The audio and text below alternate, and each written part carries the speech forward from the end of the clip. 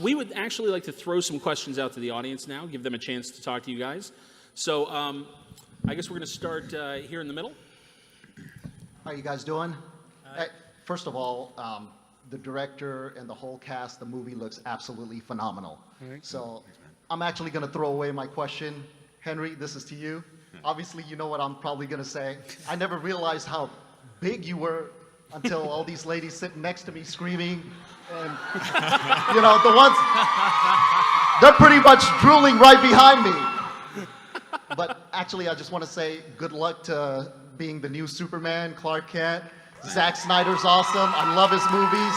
Have you seen the new suit? Have you tried it on? The new suit, it's still in development, so I haven't tried it on just yet. Cheers, man. Thank you. Good for us.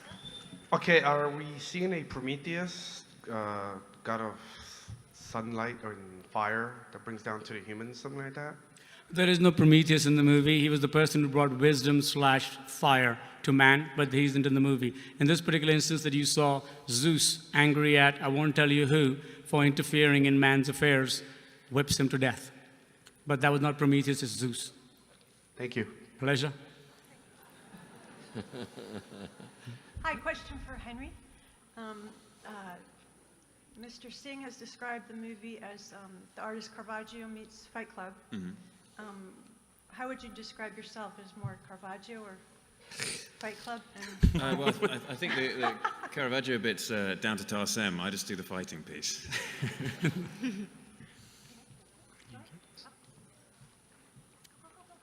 Hi, the trailer looks awesome, and in Greek mythology, Theseus is a demigod. So I wanted to ask Henry if he's going to portray Theseus as a demigod / supermortal or a mere peasant man. We've gone in the direction of not using Theseus as a demigod. He is just a man who's particularly good at kicking ass, but he's just a man. Okay, thank you. Hi, this question's for Henry Cavill. So Why are you all picking on me? I have a thing. Just take the women off that lane and Henry's questions will stop. Sorry, go ahead. So how did you feel about the costume you wore, and did you have any input on it? Costume? Question mark? Yes, your question. Also, can I get your autograph? Can you do that? I'm sure there's some place I could do that, but the costume, yes, the costume designer Eiko was absolutely fantastic.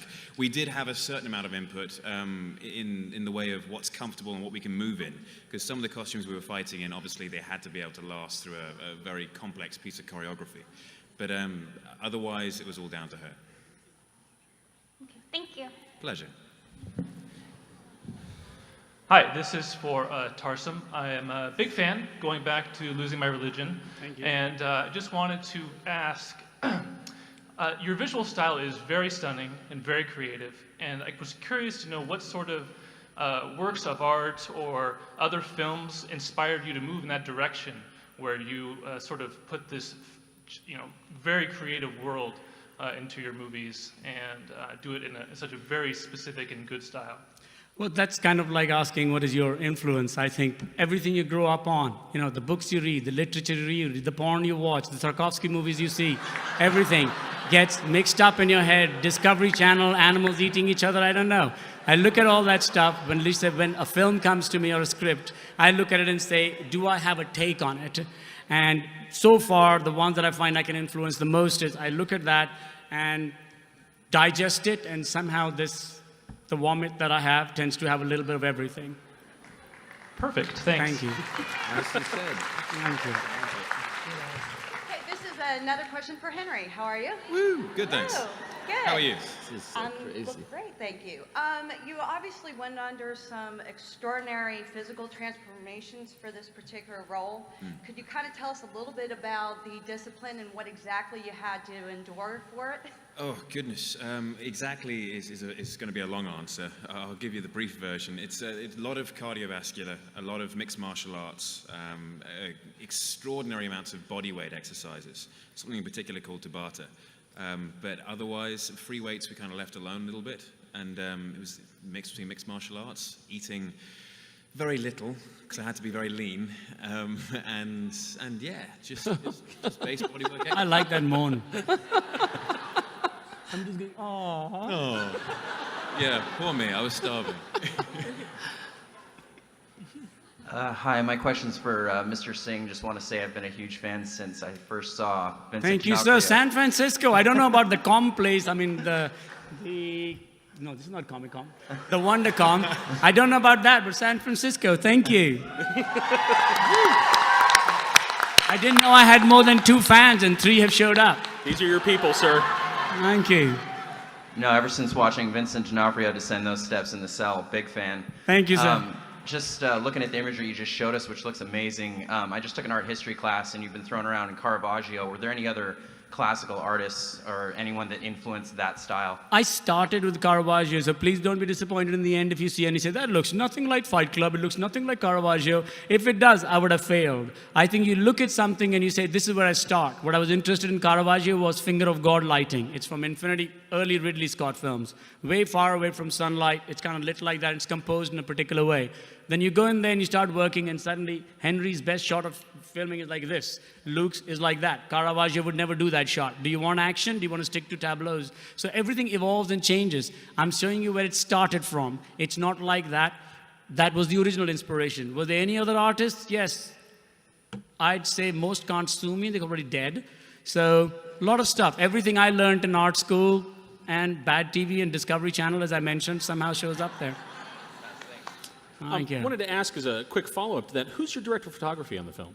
On this film, it's Brendan Calvin. The 3 films that I've done, I've got 3 different DPs, 3 people I love. The first one was my college professor from school. And second one was my focus puller. And this one, it's the man who was in the middle. Oh, wow. Hi. My question is for Mr. Singh. I was wondering, I'm a huge... He's in the movie? No, he's not, No. but He's IMDb always tells the truth, No. so it's all right. Okay. Well, regardless of IMDb and its lies, I was wondering how much of the mythology with Theseus did you incorporate into the film? Unfortunately or fortunately, if you're a Greek fan, not too much. First of all, as you'll know, knowing a Greek mythology, that they were never consistent. You know, sometimes somebody was their son, sometimes they ate them, sometimes they had incest with them, they did all sorts of things on different days, from different stories. So I had to take the story of Theseus and see what I wanted to do with the gods. And what I decided was, doing a gods film with Theseus is like doing a dinosaur movie with cavemen. They did not exist together in Greek literature or anything. So once we had Henry, am I speaking too fast? Yeah. Okay. Sorry. Okay. Once we had Henry, I decided the gods were going to be fighting. If they were going to be fighting, the problem that I had was obeying the rules of physics that I mentioned earlier. I did not want to do action like the Chinese film of and. So I said, if they can't do this, they have to fight with each other. They had to be young. And then I asked my question, if you were 83 million years old, wanted to live forever, would you want to look like anybody in their 50s or 40s or 60s, like me and Mark, or do you want to look like that? So I just said, if you wanted to be immortal, thank you. I said, if you have to be immortal, the answer was you want to live immortal youthfully. So you can be wise. So the question of all the jokes on how can a 23-year-old be wise doesn't matter. How can an 80-year-old be wise when nature takes 23 million years to do anything? So for me, the idea is if they've been around forever, they chose to look young. And if anybody here thinks they'd rather look like an 80-year-old than a 20-year-old, I'm sorry, I want to see your pictures. Well, I like it, so thank you. Thank you. Great. Hi, this question is just for Tarson. I was wondering, how do you feel about doing other myths like from India, like folk, like the Red Oleander? Hulk is an Indian myth? Folk, F-O-L-K. F-O-L-K. Like, Folk, yeah, sorry. It's that white man accent, Yeah. you're getting me. Go again.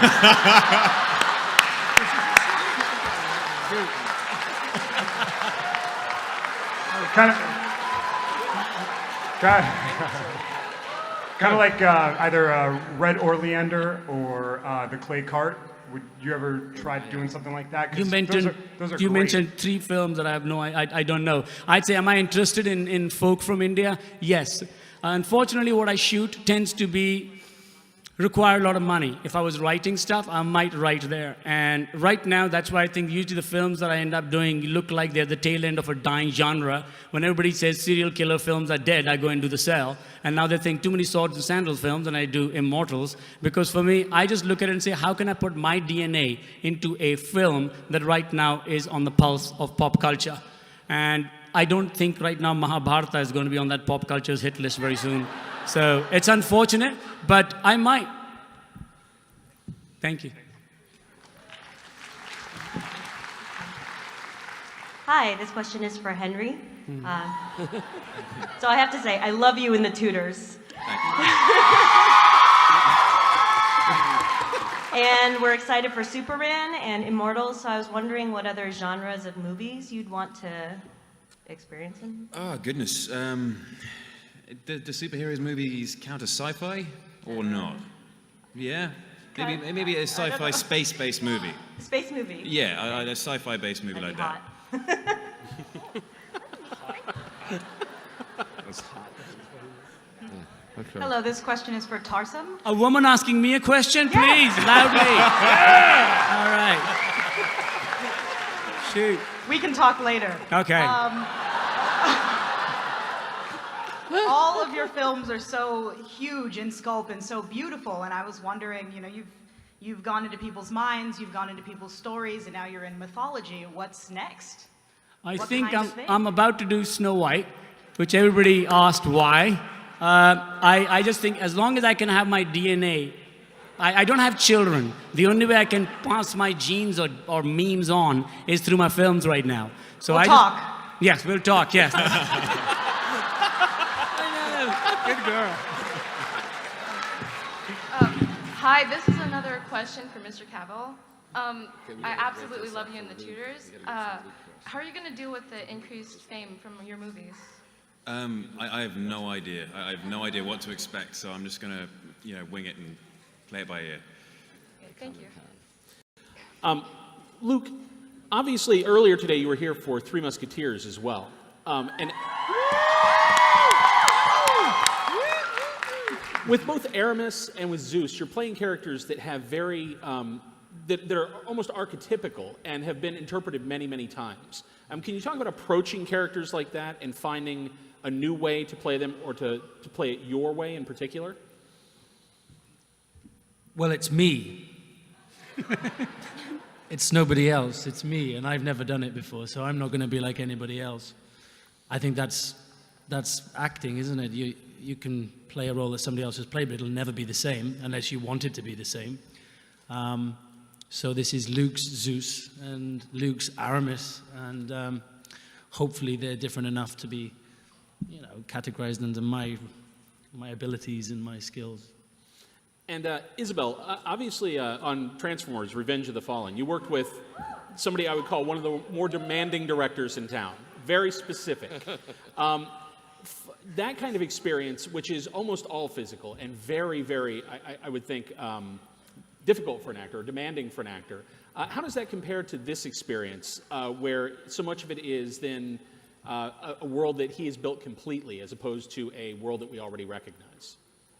Right. Well, I enjoyed working with Tarsem, who is also amazingly visual and very technical as well. But Tarsem's sets are just so fun because he runs around giving hugs to everyone, and he's especially the women. And is just so encouraging, like the passion and the enthusiasm. It just is. It just seeps through, and everyone's inspired, and it's a very harmonious set. So, yeah. All right, a few more. Okay. This is for Tarsem. First of all, compliments on The Fall. It was just stunning all around in writing, visually. It was amazing. That's actually the only thing of yours I've seen. But my question is how... It was amazing. It makes me want to see more. But how You just have to walk up to your familiar- DVD shop. But how familiar were you with like Greek mythology and mythology in general before this movie? Sorry, what is the question? How familiar are you with Greek mythology and Well, mythology in general before this film? Thank you. Do not particularly go and make a movie in limbo. I was taking, and you knew you were going to take licensing. You can never do anything from literature or mythology without pissing off a lot of people. You just got to figure out how many you want to piss off and how you still end up getting a good story. For me to cast somebody young and look at somebody like Luke and say this is going to be Zeus, I would be terrified if I was him. I can do really selfish, cheap up talk that I can probably do everything practical on a set that there is. It's very easy for me. I cannot do what these guys, I can do what this guy does. He's the producer, sorry. What those guys do. And I don't know from where they get it. And for me, I just think for somebody like Luke to come in and be how old he is and talk like he's been there forever, it's terrifying for me. So, did I do the homework? Yes. Did I want to change it up? Yes. And should you? I think so. You see, the Greeks showed with, through Caravaggio or anybody in the Renaissance period are completely different from the Greek pottery or any art that you see from the Greeks. Apart from their stories, their rendition. And they have a license of, let's say, if they had to paint Zeus, they would take, a really wise man in his 60s, take his face and put their boyfriend's body underneath it, and he looks bloody amazing. So for me, I have to look at that and just say, I don't want to do face replacement. How do you get an actor who can do all that? And he's sitting right there. Thank you.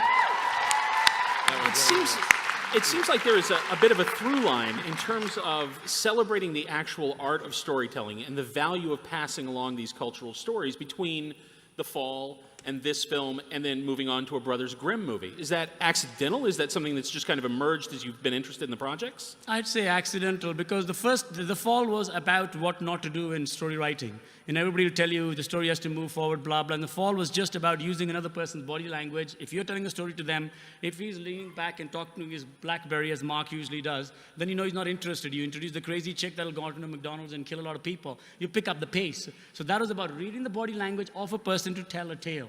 It was about storytelling. This one is not. It's a much bigger audience, and it's a Greek tale that you're playing with. So I'd say chance. I wouldn't say not calculated. Can I be in it? No, there's the man that will be in it. He's interested in sci-fi. What was it like? I was actually in school when most of those guys were doing their best work. So when they had Mark Romanek, Fincher, Spike Jonze actually came along with me. All that gang, when they were doing music videos, I was still in school. And I was in class with Zach and Michael Bay. We were in the same class. So all that porn, visual porn that you see up there, our batch seems to be responsible for it.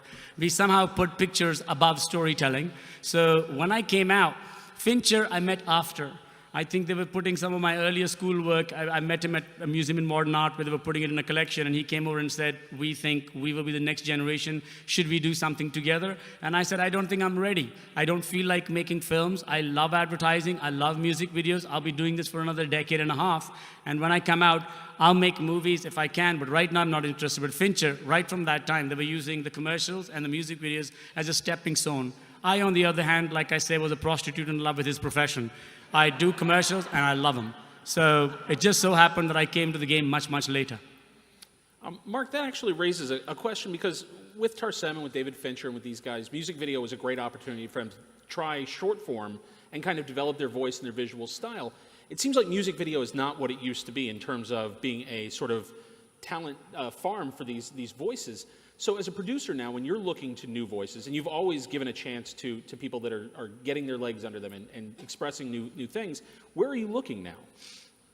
Well, I would say that, interestingly enough, there's always been filmmakers guys and ladies who do videos, who do commercials. If you look at their reels, you really have to take the time to see student films. You have to go deep. I mean, the way that I, in my good fortune, found directors like Tim Burton on Pee-wee, or Robert Rodriguez when he made El Mariachi, or Bay, or Tarsem, was a little different. For me, it was same as everyone on that side. I was a fan. And I think that the greatest thing that we can do, because it's a privilege to be in our business, is to really do your homework. Rather than just talk about it, you have to invest the time to go, just like you would if you were going to see paintings in a museum. You know, when you're a kid, sometimes you have to be pulled there. So I think people that do what I do, what you have to do is to be willing to take the time and pull yourself and go and explore all of this talent. It's there. It's just you never know where it's going to come from. And right now, as you're right, I don't think it just comes from any one place. But I also think you have to take a chance on filmmakers because they get pigeonholed in a way. It's like Tarsem, everyone would say, well, he's the greatest visual director in the world. I mean, directors like Baz Luhrmann would say that to me, and that's great.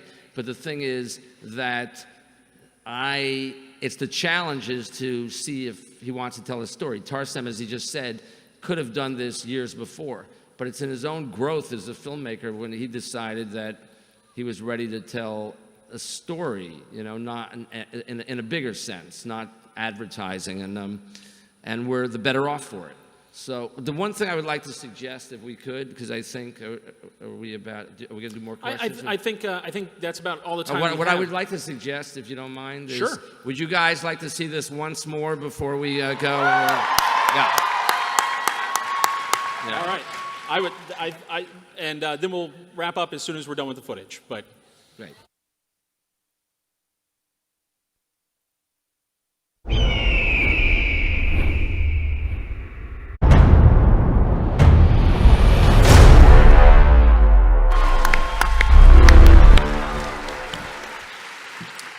I'd like to thank Henry Cavill.